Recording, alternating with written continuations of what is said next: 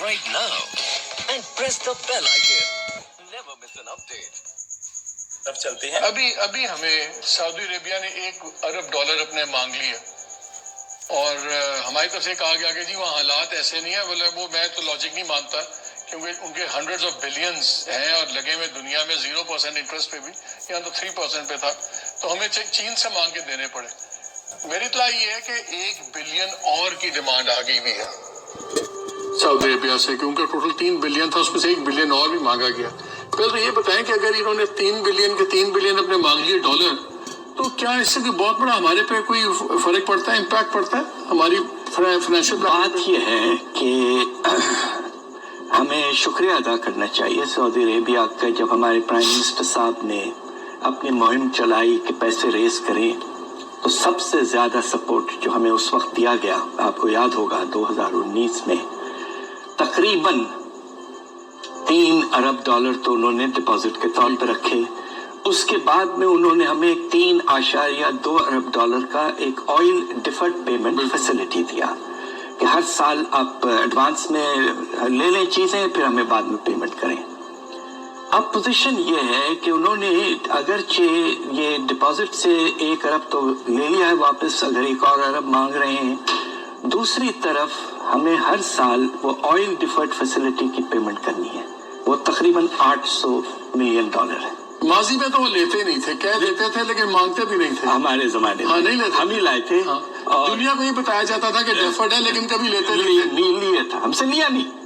मैं आज कहना चाहता हूँ कि बम फटने के बाद में 2-3 मुल्कों ने जो हमारा साथ दिया था, उसमें Saudi Arabia, Kuwait, China.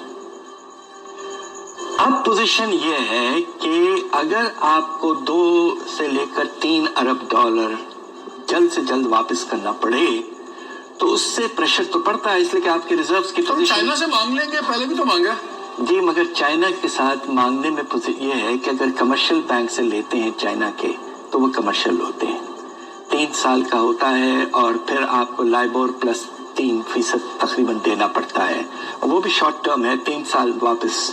Projects हों चाइना से, अगर हम प्रोजेक्ट्स में पैसा लें तो वो ठीक है, इसलिए कि वो एक अरसे के लिए होता है और उसका इम्पैक्ट भी होता है मुल्क पर। ये जो balance of payments type of support है, इससे हालात कोई बेहतर नहीं होंगे, सिर्फ ये कि आपको नजर आएगा कि रिजर्व्स में थोड़ा इजाफा है।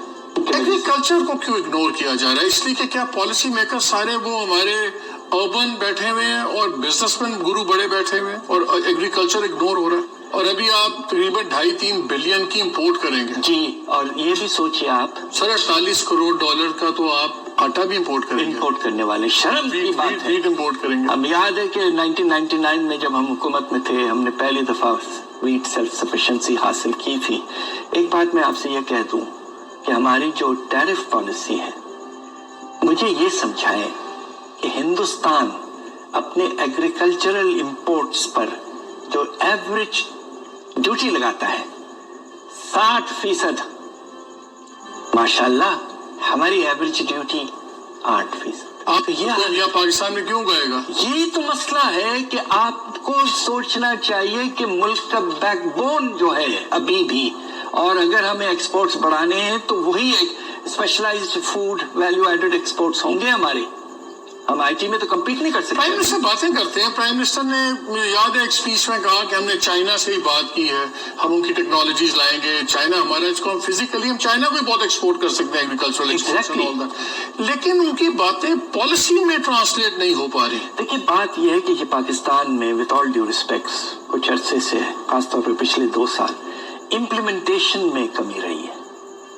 हमारे प्राइम मिनिस्टर साहब बड़ी मुनासिब वक्त पे मुनासिब बातें करते हैं, मगर आप मुझे ये बताइए कि लोकस्ट का अटैक हमें पहले से पता था क्या? उस पर हमने ठीक से तैयारी की थी?